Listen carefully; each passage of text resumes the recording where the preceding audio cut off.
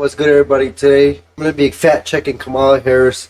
I'm doing the job that ABC moderators should have done. Instead, they're too busy fact checking Donald Trump. Let's get right into it. Opponent, on the other hand, his plan is to do what he has done before, which is to provide a tax cut for billionaires and big corporations, which will result in $5 trillion to America's deficit.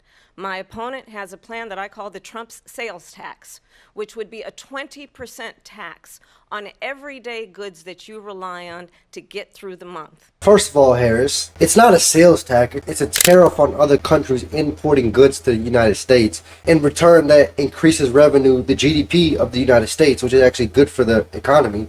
I can see what you're saying. It's going to pass down prices to consumers, but it's really not. He's going to tax other countries.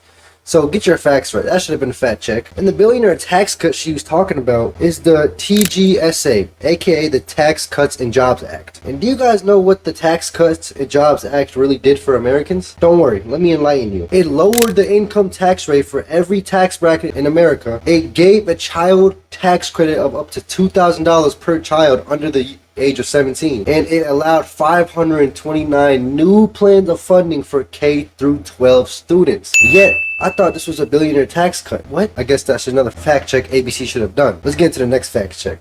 Donald Trump left us the worst unemployment since the Great Depression. Trump left the unemployment rate at an all-time high. Yes, it was at an all-time high, but she forgot to disregard the fact of COVID.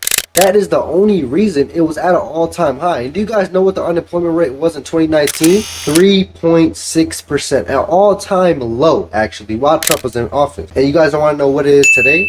The unemployment rate today is at 4.2%. Is a detailed and dangerous plan called Project 2025 that the former president intends on implementing if he were elected again. Project 2025. Really, you could have done better. Trump has never endorsed a plan or even acknowledged plan, project, what do you want to call it, 2025. This is just a made-up project by the Harris campaign to make Trump look like a bad person. But Trump has never, his campaign, his people have never endorsed or even acknowledged Project 2025. What the Wharton School has said is Donald Trump's plan would actually explode the deficit.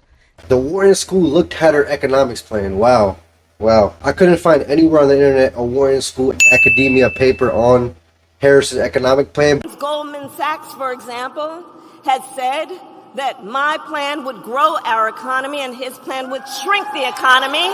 What the report did is it looked at a handful of policy issues that have been put out by both sides, and it tried to model their impact on GDP growth. And the reason I say a bigger deal's been made of it is what it showed is the difference between the sets of policies that they put forward was about 0.2%. Okay, so economy grows. Okay, if you took these particular sets of policies they looked at, and by the way, we have no idea whether these policies, these things that are talked about, will ultimately be implemented. What was the growth impact? And the differential was 0.2%.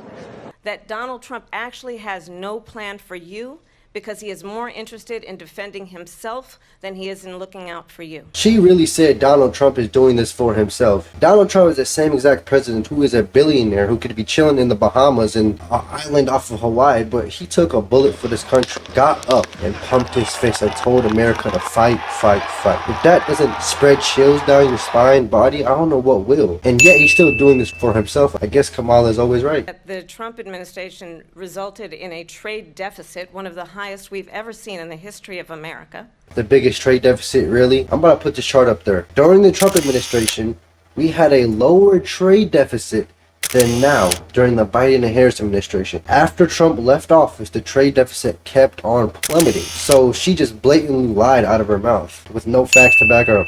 Don't worry, I'm gonna fact check you. He ended up selling American chips to China to help them improve and modernize their military, basically sold us out. Trump did not sell us out to China. This was an economic trade agreement between USA and China.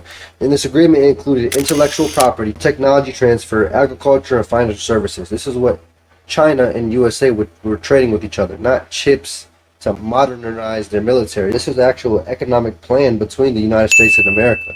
So this is not a sellout to President Xi in China. Rights. But what Donald Trump did, let's talk about this, with COVID, is he actually thanked President Xi for what he did during COVID. Look at his tweet.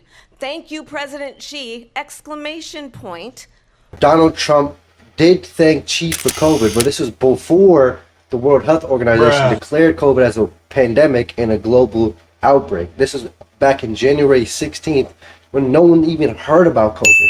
This is when he thanked President Xi, before the outbreaks, before the deaths, before anything. On to the rest of what you've heard. You talk about extreme. The Springfield, Ohio residents are not extreme. Tyler Oliveira, a really fun YouTuber I watched, just released a video going and interviewing the residents in Springfield, Ohio. And it's interesting to see what they got to say. I'm going to put up a couple of clips. These Haitians are running into trash cans. They're running into buildings. They're running into...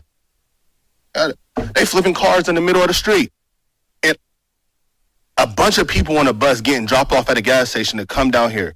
I know a single mom that FaceTimed me tonight, FaceTimed me this morning at the welfare office that really need something. And it's nothing but immigrants over there. Park, grabbing up ducks by their neck and cutting their head off and walking off with them and eating them like. This is not an extreme view, Kamala. People in Springfield, Ohio are getting their benefits taken away. Veterans getting their VA benefits taken away.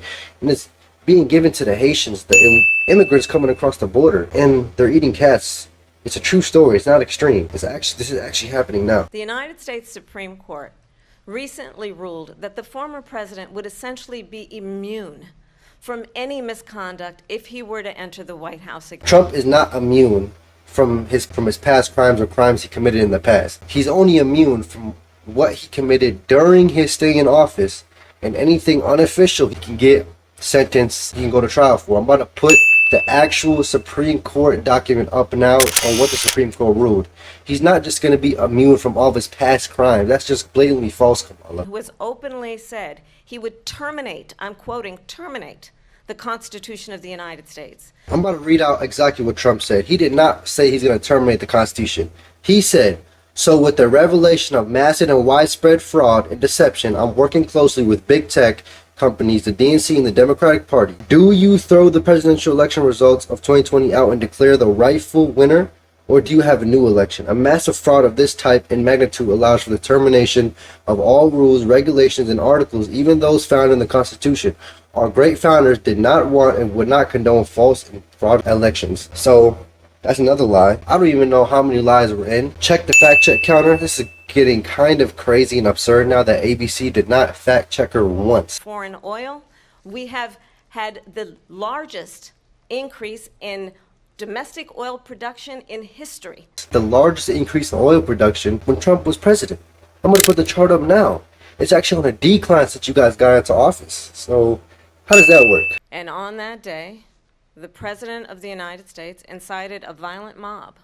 Trump did not incite a riot. I'm about to play the clip. He said peacefully, protest peacefully and patriotically. I'm about to put the clip up now.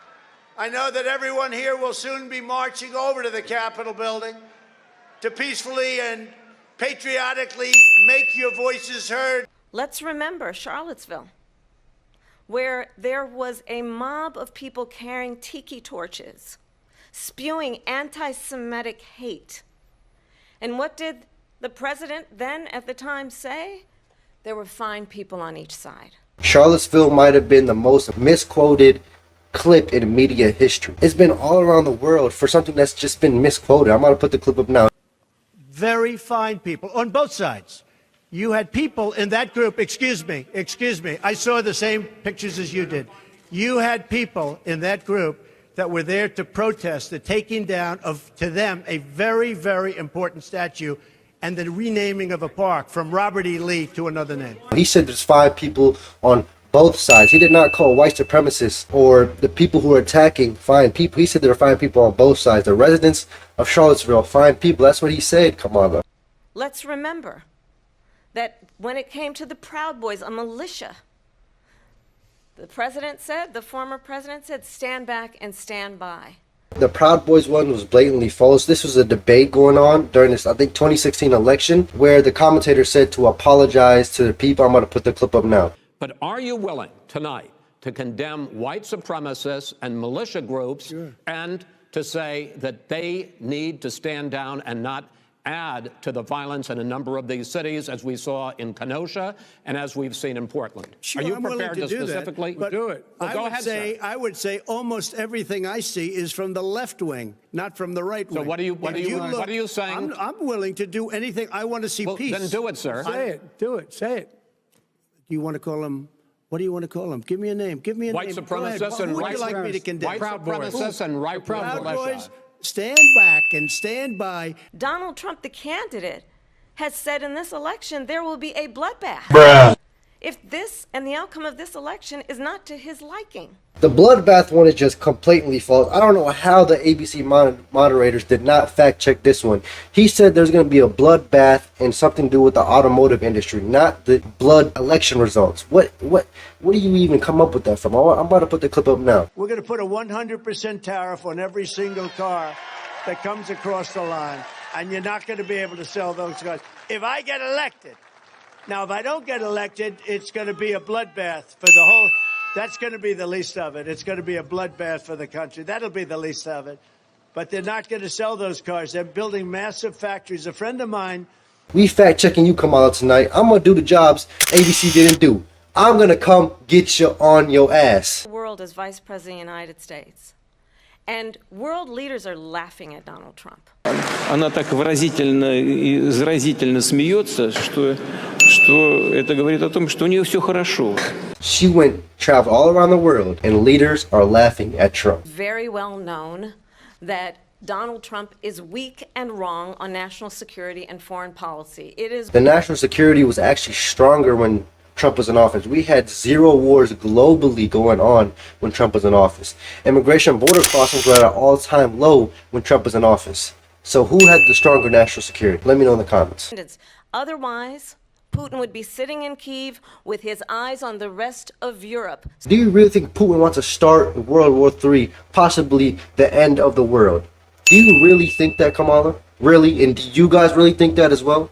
Let's be real. And as of today, there is not one member of the United States military who is in active duty in a combat zone in any war zone around the world, the first time this century. She said no troops are in combat right now in war zones, but that's just blatantly false.